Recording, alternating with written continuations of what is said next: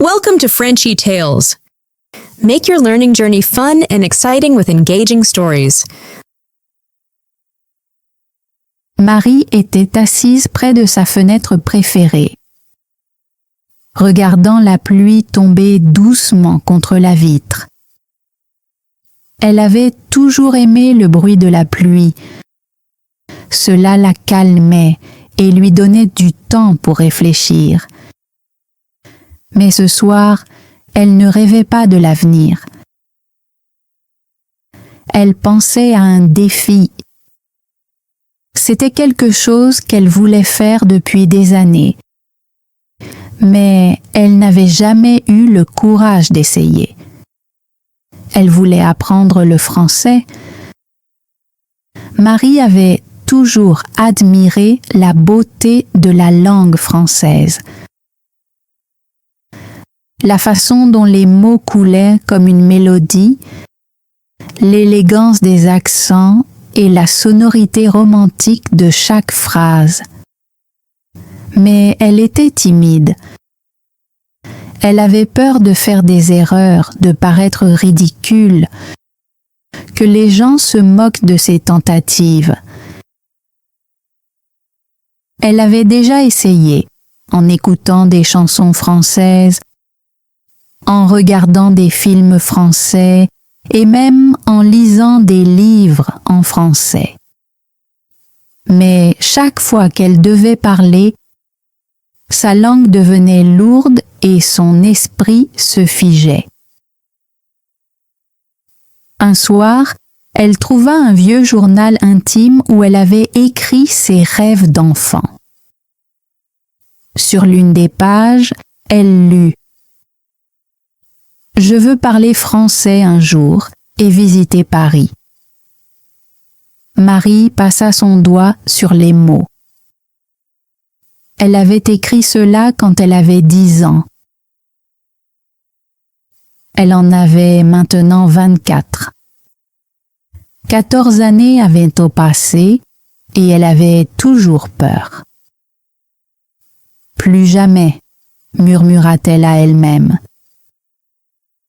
« Je vais apprendre le français. Je ne laisserai pas la peur m'arrêter. » Ce soir-là, elle fit un plan.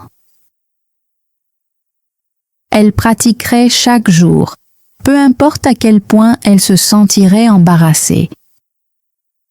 Elle écouterait, elle parlerait, et elle n'aurait pas peur des erreurs. Elle se promit de continuer, même quand cela semblerait impossible.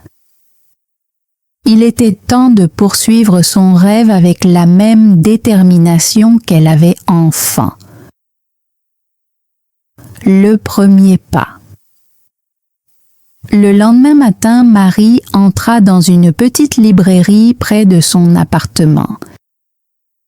Elle savait qu'ils avaient une section dédiée à l'apprentissage des langues et elle était déterminée à acheter un livre pour débutants. Alors qu'elle parcourait les rayons, elle entendit 2 personnes parler en français à proximité. Elle tourna légèrement la tête, écoutant leur conversation. Les mots étaient familiers mais lointains, comme une chanson qu'elle avait entendue de nombreuses fois mais qu'elle n'avait jamais vraiment comprise. Elle ferma les yeux et essaya de saisir quelques mots. « Bonjour, comment, aujourd'hui ?» Elle connaissait ces mots. Son cœur s'emballa d'excitation. Peut-être qu'elle n'était pas aussi perdue qu'elle le pensait. Elle prit un livre intitulé « Le français facile », guide pour débutants, et se dirigea vers le comptoir.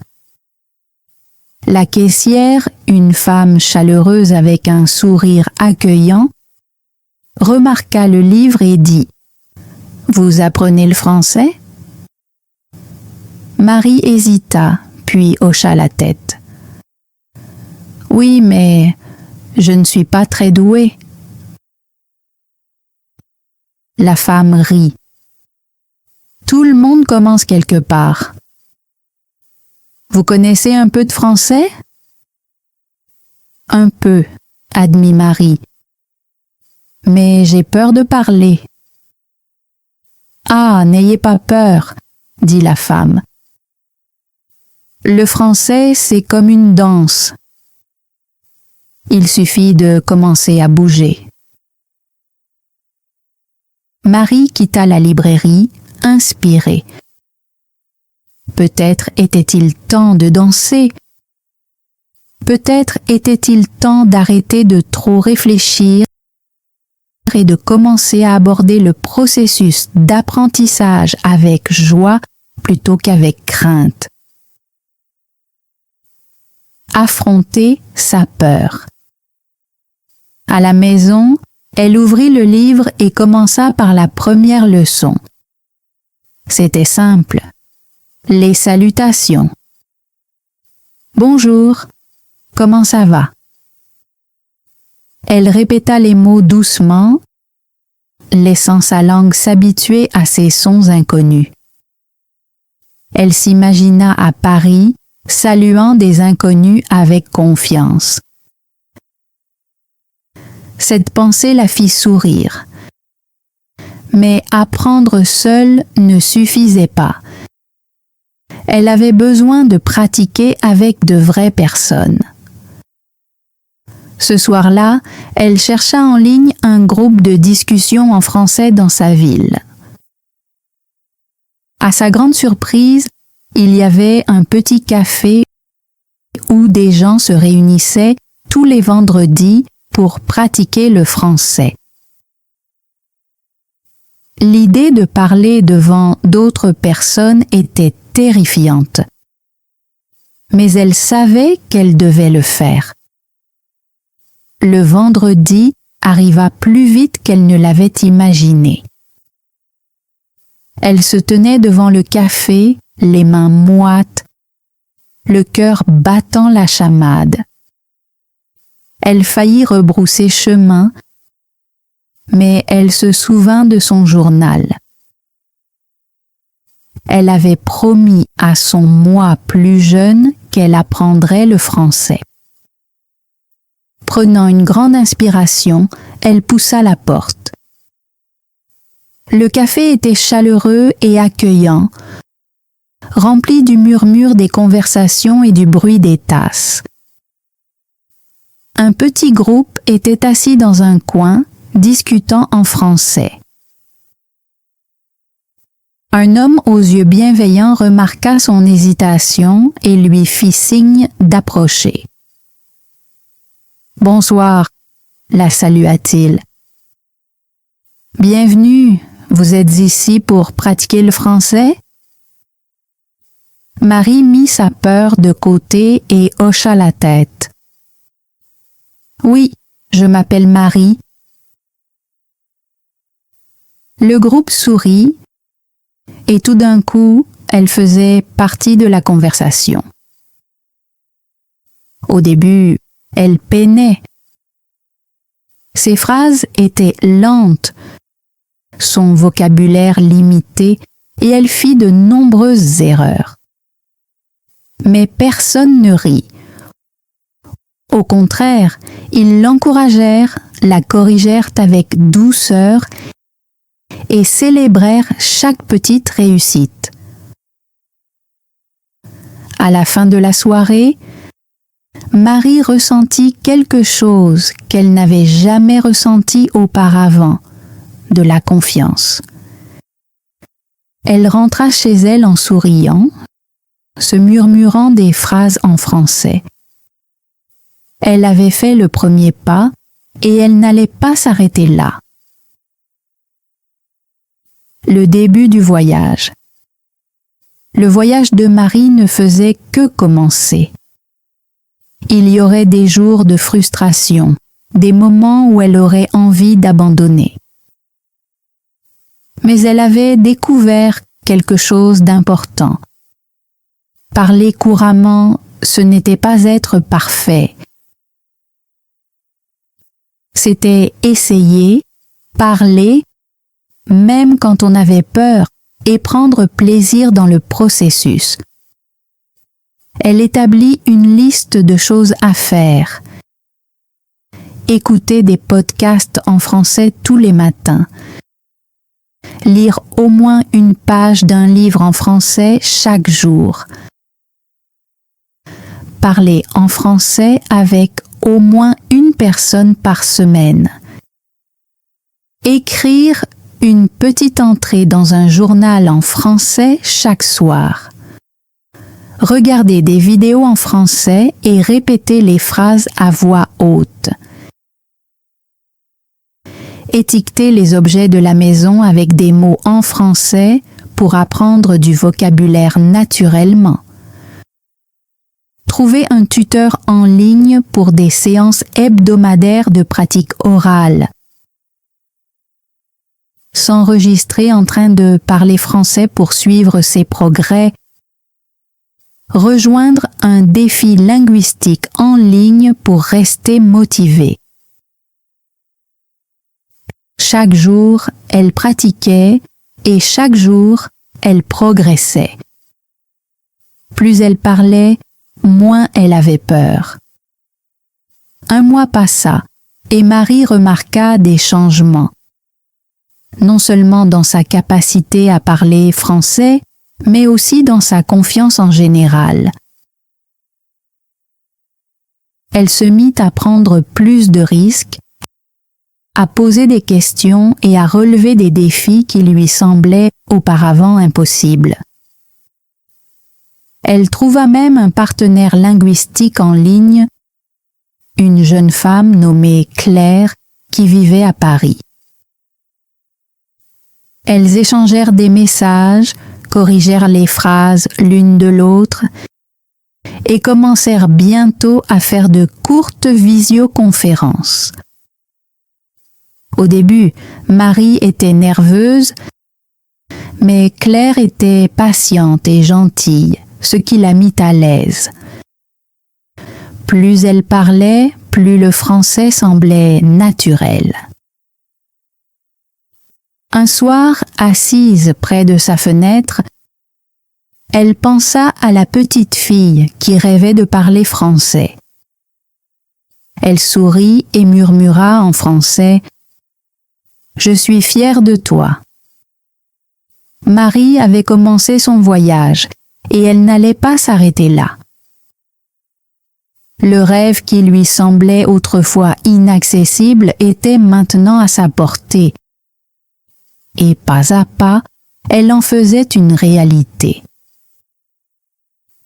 Relever le défi. Les semaines devinrent des mois et la confiance de Marie en son français ne cessa de grandir. Elle n'hésitait plus avant de parler et la peur de faire des erreurs s'était lentement estompée. Chaque conversation, même imparfaite, ressemblait à une petite victoire. Un soir, Claire, sa partenaire linguistique de Paris, lui envoya un message. « Pourquoi ne viendrais-tu pas à Paris un jour? Je serais ravie de te faire visiter la ville. » Le cœur de Marie fit un bond. L'idée d'aller à Paris avait toujours été un rêve lointain. Quelque chose qu'elle avait écrit dans son journal d'enfant, sans vraiment croire que cela pourrait un jour devenir réalité. Mais maintenant, avec sa confiance grandissante en français, peut-être, juste peut-être, le moment était venu. Elle repensa à l'entrée de son journal qui avait déclenché ce voyage. Les mots résonnaient encore dans son esprit. « Je veux parler français un jour et visiter Paris. » Elle avait déjà accompli la première partie. il était temps de réaliser la seconde. Ce soir-là, Marie prit une décision. Elle irait à Paris. La préparation. Déterminée à faire de ce rêve une réalité, Marie commença à planifier son voyage. Elle économisa de l'argent, chercha des vols et commença même à examiner les cartes de Paris pour se familiariser avec la ville. Mais surtout, elle intensifia sa pratique du français. Elle se fixa un nouveau défi. Parler uniquement en français pendant une journée entière. Au début, ce fut difficile. Elle trébuchait sur les mots, se sentait frustrée de ne pas pouvoir s'exprimer clairement et devait constamment chercher des choses. Mais au fil des jours, elle remarqua un changement. Les mots venaient plus facilement et les conversations devenaient plus naturelles. Pour se surpasser encore, elle commença à écouter la radio française et à lire des articles de presse en français chaque matin. Elle rejoignit même un club de lecture en ligne qui discutait de littérature française. Chaque petit pas la rapprochait de son objectif. Enfin, le jour arriva. Avec sa valise prête et le cœur battant, elle monta dans l'avion pour Paris. Un rêve devenu réalité. En descendant de l'avion à l'aéroport Charles de Gaulle, Marie ressentit un mélange d'excitation et de nervosité. Dès qu'elle entendit le flot rapide du français autour d'elle, elle sut que tout cela était bien réel. Elle était à Paris. Claire l'accueillit à l'aéroport avec une chaleureuse étreinte. « Bienvenue à Paris, Marie ». Entendre son nom prononcé avec un véritable accent français fit sourire Marie. Elle l'avait fait. Au cours des jours suivants, Claire emmena Marie dans une visite animée de la ville. Elles visitèrent la tour Eiffel, se promenèrent le long de la Seine, explorèrent les œuvres d'art au Louvre et dégustèrent de délicieuses pâtisseries dans de petits cafés. Mais les moments les plus gratifiants furent les conversations. Marie se retrouva à commander de la nourriture en français, à demander des directions et même à discuter avec des habitants. Un soir, alors qu'elles étaient assises dans un petit café à Montmartre, Claire se tourna vers Marie et dit « Tu te souviens de nos premiers échanges? Tu étais tellement nerveuse à l'idée de parler. Et maintenant, regarde-toi. Tu tiens des conversations complètes, sans hésitation. » Marie rit, ressentant une profonde satisfaction. « Ça ne me semble pas réel. Je n'ai jamais pensé que je pourrais faire ça. » Claire sourit. « C'est la force de la persévérance. » « Et toi, tu n'as jamais abandonné? » Le test ultime. À l'approche de la fin de son voyage, Claire réserva une dernière surprise à Marie. Une visite à un groupe de discussion en français. C'était une rencontre informelle où des personnes de différents horizons se réunissaient pour discuter de divers sujets en français. Marie hésita. Parler en petits groupes était une chose, mais participer à une discussion avec des locuteurs courants, c'était un tout autre défi. « Tu peux le faire », la rassura Claire.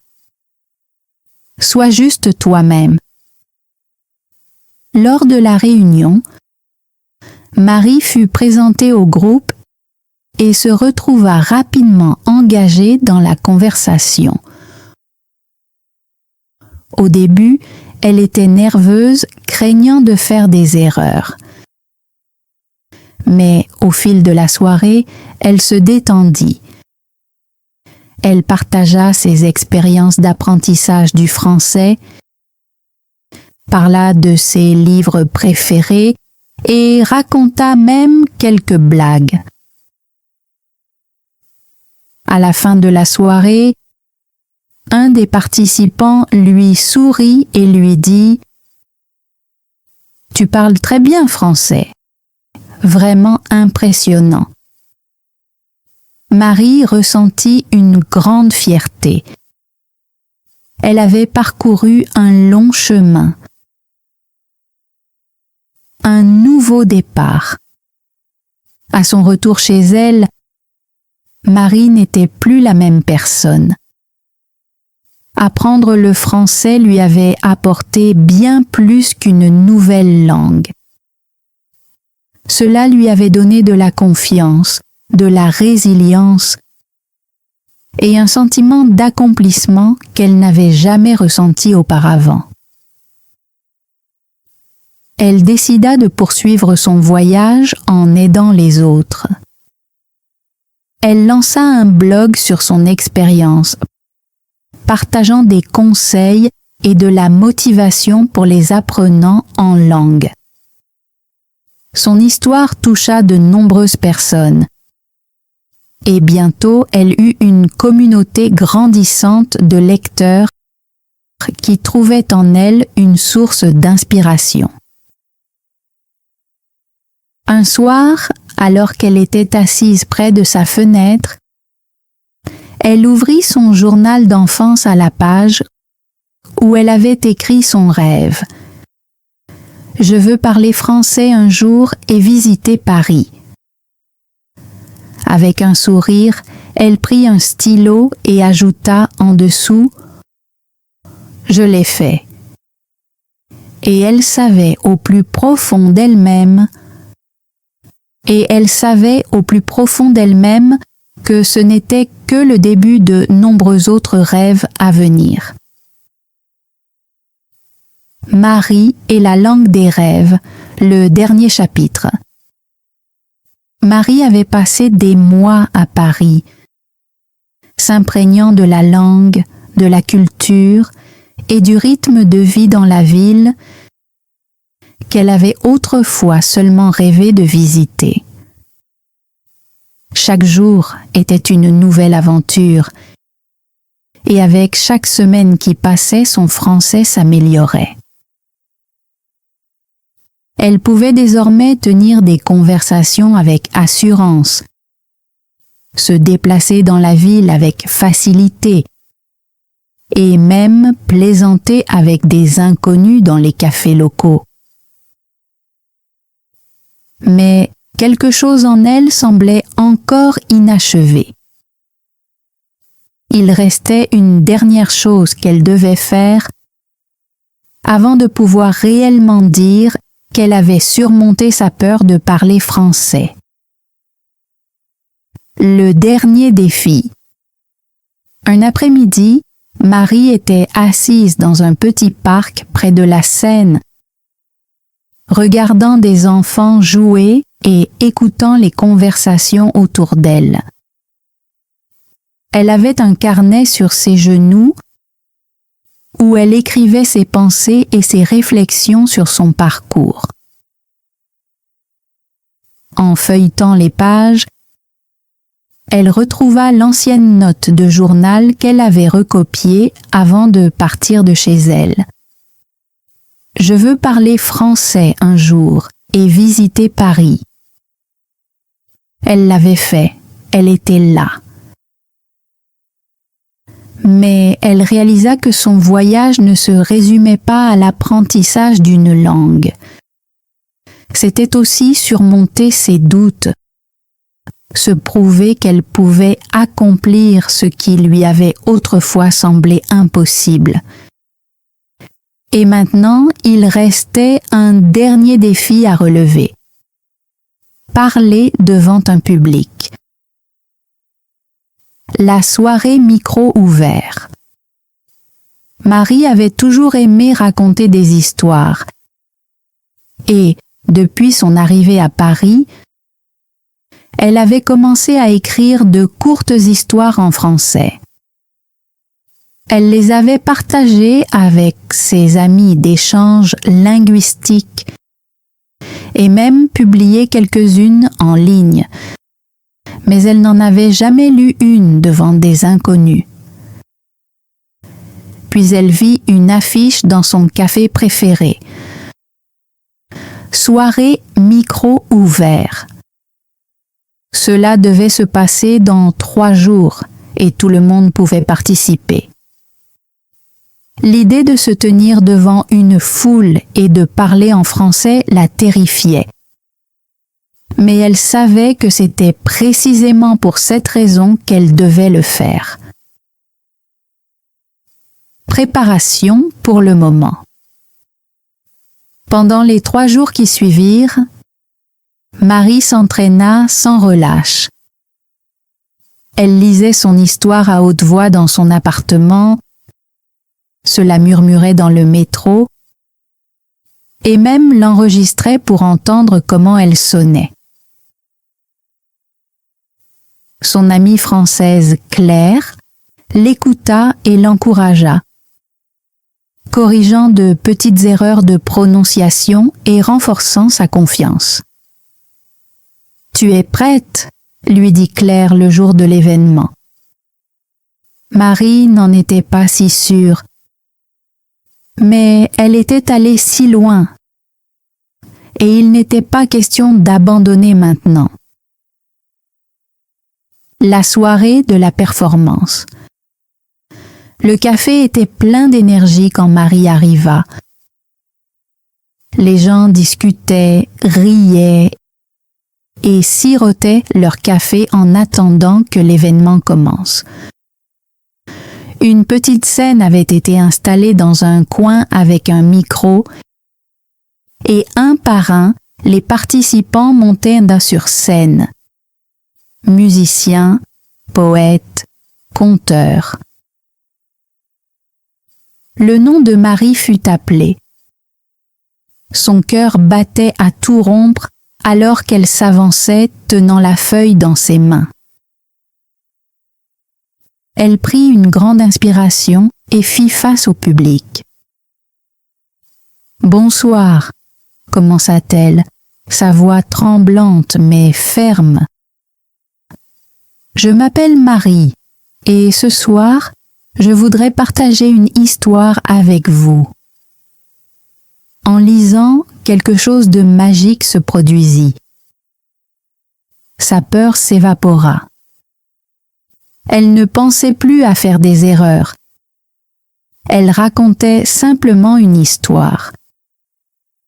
Le public était captivé, hochant la tête, souriant et même riant au bon moment. Quand elle termina, la salle éclata en applaudissements. Elle l'avait fait. Et elle l'avait fait en français. Un nouveau départ. Après l'événement, des gens vinrent la voir pour complimenter son histoire. Quelques-uns lui demandèrent même si elle en avait d'autres à partager. Marie ressentit une fierté qu'elle n'avait jamais connue auparavant. Pas seulement parce qu'elle avait appris le français, mais parce qu'elle avait appris à croire en elle. Ce soir-là, en rentrant chez elle à travers les rues illuminées de Paris, elle se murmura encore une fois. « Je suis fière de moi. Elle était fière. Et elle savait que ce n'était que le début de nombreuses aventures à venir.